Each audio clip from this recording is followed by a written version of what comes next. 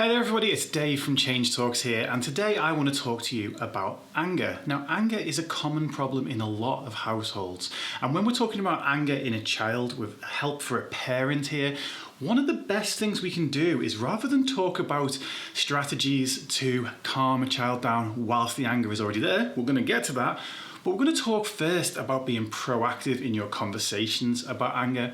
Firstly, it's really important to note that anger isn't a so-called negative emotion. It is an important emotion that plays an important role in many of our lives.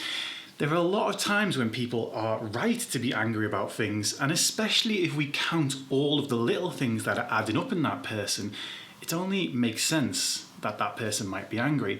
Now, one of the big issues that parents face with all of this is that kids tend to take their anger out on their parents. You may feel like, why would you do that with the person that you're supposed to love the most? And it's because that's the person that you love the most. We have this weird inverse pyramid where the further someone is away from us, the less likely we are to show them anger. But the closer someone is with us, they get the whole of us. They don't just get us on our best days. We are the people that they feel safer to be angry with. They might not show that anger to a teacher, or they might not show that anger to a friend or even a stranger.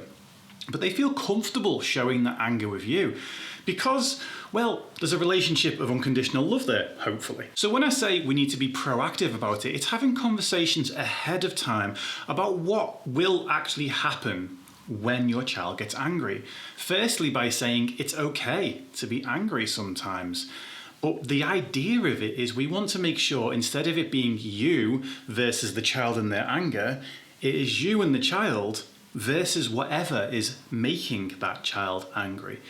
We're trying to get to the root of it. We're trying to get to the cause behind the symptoms that is the anger. And if we can do that, we're going to make a lot of progress, not only with helping the emotion, but helping the child feel connected with and validated in what they're feeling. It will actually help strengthen your bonds. So we want to talk with our child up front about an anger strategy. Now, one of the big key things I would suggest here is giving the child the option to walk away in the middle of an argument. That might seem really counterproductive to you, and it might seem maybe even disrespectful if you're arguing with your child and their anger's getting riled up and they just suddenly walk off. I can honestly kind of look back at me as a younger, less experienced parent and think, yeah, I'm probably storming after that kid and be like, don't you be walking off on me, which is only going to make things worse. Instead, actually saying up front, look, if you find that you're having a conversation with me and you're getting angry, it's okay to walk away.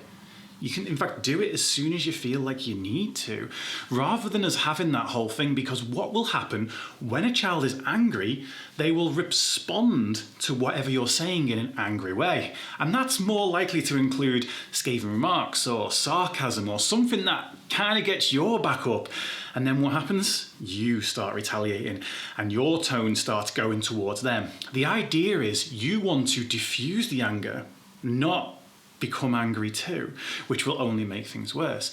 So having that option to walk away and having your child understand that you are okay with them walking away in that situation up front is really important. This isn't a conversation to be had whilst in the middle of an anger episode. This is a conversation to be had ahead of time. You know, proactive parenting, it might seem a bit bizarre because normally we just deal with problems when they come up. I know, I'm a parent myself to a 16-year-old and an 18-year-old and a newborn on the way. Wish me luck. So we've covered the proactive aspect of things, but what about the reactive side of things?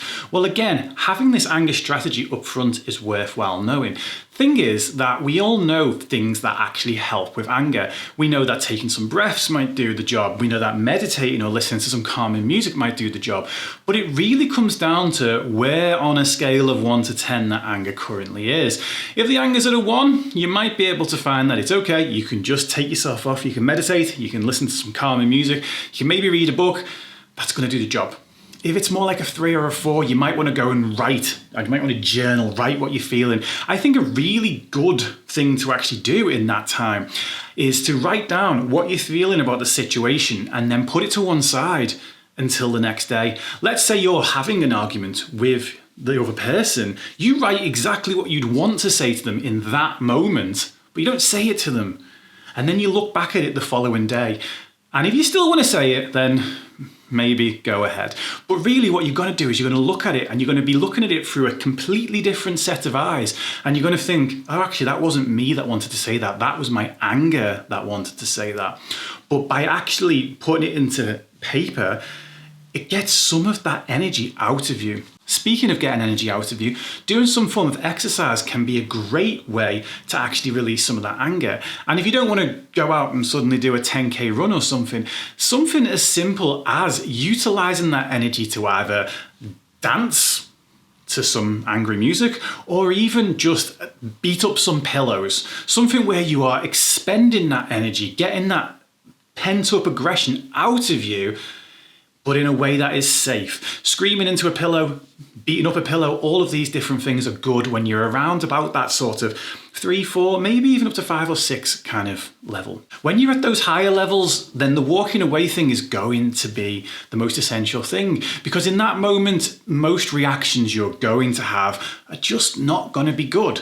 And for the child, they're probably going to get the child into more trouble because they'll react in a way that maybe causes some harm, whether that is physically damaging something like slamming a door.